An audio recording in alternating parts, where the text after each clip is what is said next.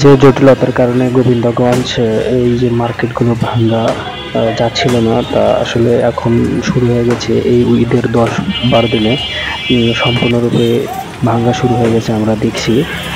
আরও দেখতে পাচ্ছি যে আসলে রাস্তার সাইডে যে সমস্ত মার্কেট দোকান প্রতিষ্ঠানগুলো আছে সবগুলো প্রতিষ্ঠান ভাঙ্গা হচ্ছে।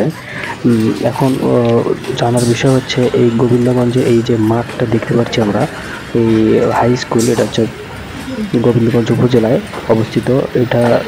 এই মাঠটা আসলে থাকবে কিনা, কত বড় থাকবে সেটা একটা বিষয়। মাঠ আসলে আগে থেকে একটু ছোট হবে। আমরা আরো দেখে থাকবো যে আসলে চারপাশে যেরকম অবকাঠামো নির্মাণ হচ্ছে, আসলে মাঠের যে প্রস্থ আকার সেটা আসলে কমে যাচ্ছে।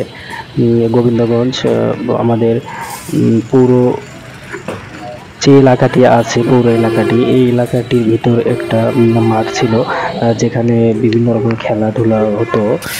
এই মাঠটাতে খেলা হতো, আরও আন্তর্জাতিক ফুটবল খেলা ওদের খেলা হয়েছে, আমরা দেখেছি সেগুলো। আসলে খেলার পরিস্থিতি এবং খেলা কীরকম হবে, বিভিন্ন রকমের ক্রীড়া সাংস্কৃতিক খেলা জেলা পর্যায়ে এবং উপজেলা পর্যায়ে বিভিন্ন রকম খেলা হয়ে থাকে। সেই খেলাগুলো আসলে এখানে হবে কি না সেটা একটু বড় বিষয়।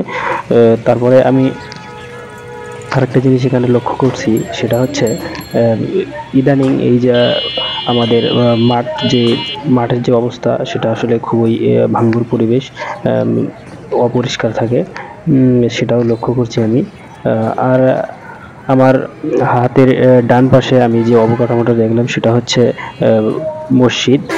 ও মসজিদটা আসলে থাকবে কিনা সেটা হচ্ছে বিষয়, কারণ মসজিদের যে নিচে যে দোকানপাটগুলো আছে সেগুলো ভাঙ্গার প্রক্রিয়াকরণ চলছে। আসলে সব মিলে আসলে এক অসাধারণ লাগে। আবার আসলে কতটুকু মাঠ থাকবে সেটা আসলে বিষয়, কারণ মাঠ এখানে একটাই ছিল।